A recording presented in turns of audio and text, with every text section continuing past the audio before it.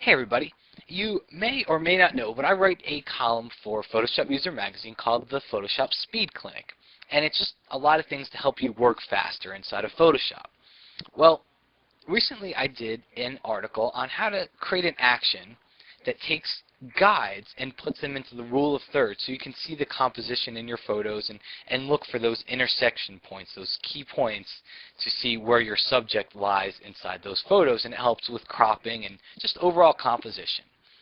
Well, as fate would have it, and fate always seems to have it this way, as soon as the articles go to press, you start to think of different ways that you might have done it. And that happened with this one. And then I saw on the NAP member forums, I saw that a NAP member, and I'm not really going to attempt his name here, but a NAP member posted another suggestion or another idea on how to do this. And I gotta say, I kind of like this idea better. So I'm going to show you how to do it. And the reasons why this whole discussion stems from when you create your guides, and that's these little green things you see here. When you create your guides, you go to View, you go to New Guide, and you set it up to 33.3%, and then 66.6%, and you create these guides. Well, if you use this on another sized image, what happens is your action remembers exactly where it put that guide. It doesn't remember put it at 33.3%. It remembers it put it at, 432 pixel point here, and the X and the Y points here. And the way around it really is, if you go into your info palette to palette options, change your ruler units to percent. Okay, and then that way your actions will remember those things. But that's all a moot point at this juncture, because I think this other way is really better and you don't have to worry about any of that stuff. So let's go jump over into this image here, and I'm going to show you how to create it in an action, and then at the end I'm going to show you a keyboard shortcut that you don't even need an action for. And that's truly the Speed Clinic, because it takes the actions all out of it. But I want to show you how to make it an action because there's a cool little trick here, so I want to demo that. So we'll call this rule of thirds. I'll hit record. I'm going to go to the edit menu, go down to your preferences, and then go to guides, grid, and slices. And instead of working with guides are those little movable things you put in your image. I'm going to work with the grid area here, and I'm going to set a grid line every 33.3, not millimeters, but percent. Okay? And then once I change my subdivisions from 4, I'm going to change it to 3. Okay? So now I'm going to have 3 subdivisions inside this photo, all 33.3% different from each other. Hit OK. Okay? And now we don't see the grid yet, so what we need to do here is go to the View menu, go to Show, and Show Grid. But watch what happens to my action.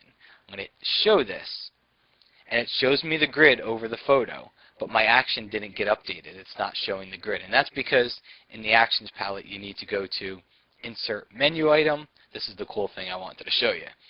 Insert Menu Item. Now I go to View, Show, and I'll choose Grid, and you see it shows me up there, and I'll hit OK, and then it records it into the action. So there's just a little tip for you when you're making your actions.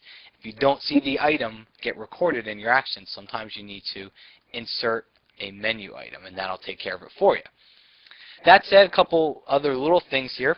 If you don't see, what you're looking for here is the dark, solid color lines, not these little dotted lines that you see here, but the dark ones. If you don't see them, go back into your preferences, and then you can change the color from custom to maybe, let's say, red here, and then that might make it a little bit easier for you to see that grid. And obviously the grid's not going to print, so you don't have to worry about it printing. And again, we're just looking for those solid color lines. When I look at this, I think the eyes are a little bit too far down here. They're almost centered. So let's go grab our crop tool. I'm going to select front image, and that's going to keep the aspect ratio of this image here, and I'm just going to crop it. And I'm going to try to position the man's eyes. I'm not even looking at the grid at this point.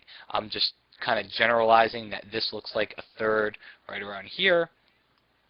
Okay, and I'll hit return, and there we go. We see I got pretty close here. You could see that his eyes fall a lot closer to that grid line at the very top here. The other thing I like about it is, watch this. This was before. See my rule of thirds. Okay, and then this is after. this grid automatically reshapes itself based on the size of your photo. So you don't have to rerun an action, which in my previous method you did. So this grid automatically reshapes itself, and I really like that aspect about it because it always keeps that rule of thirds going for me.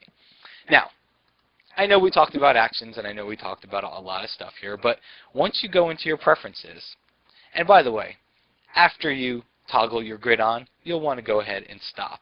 And let's go ahead and delete all these other little steps in my action. Just drag them to the trash can. I forgot to stop.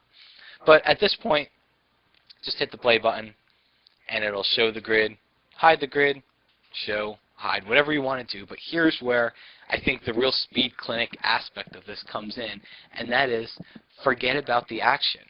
Okay, we don't even need to create an action for this. All we need to do is change our grid guides like we did before. Go to the View menu, go to Show, and you see how Grid has a keyboard shortcut, the Control key and the apostrophe key, or the Command key and apostrophe on the Mac. So it's got a shortcut. So instead of worrying about an action, just hit your shortcut. And there we go. Now we got our rule of thirds on here. If I want to hide it, I hide it. But as long as my rulers, my grid, I should say, as long as my grid is always set to this inside of your preferences, and that's sticky, it's not going to go away.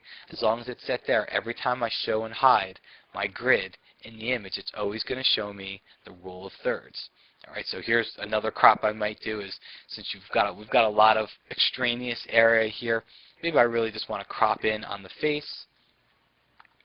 And then there we go. Did a nice little crop in on the face, got rid of all the other area inside the photo, and we still have our rule of thirds grid controlled by one simple keyboard shortcut. So for me personally, I don't use the grid a whole lot here in Photoshop.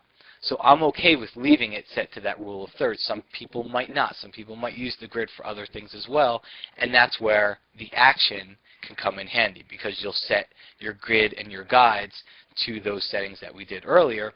But if you don't, if you just use the grid for this rule of thirds, then don't worry about the action. Just make yourself just remember that little keyboard shortcut here, and you can turn it on and off. So many thanks to the NAP members that posted in the forum about the column and kind of spurred this whole update to that Speed Clinic column. So I really appreciate it, and honestly, thanks to that one NAP member, because I do think I like this grid, this rule of thirds grid much better.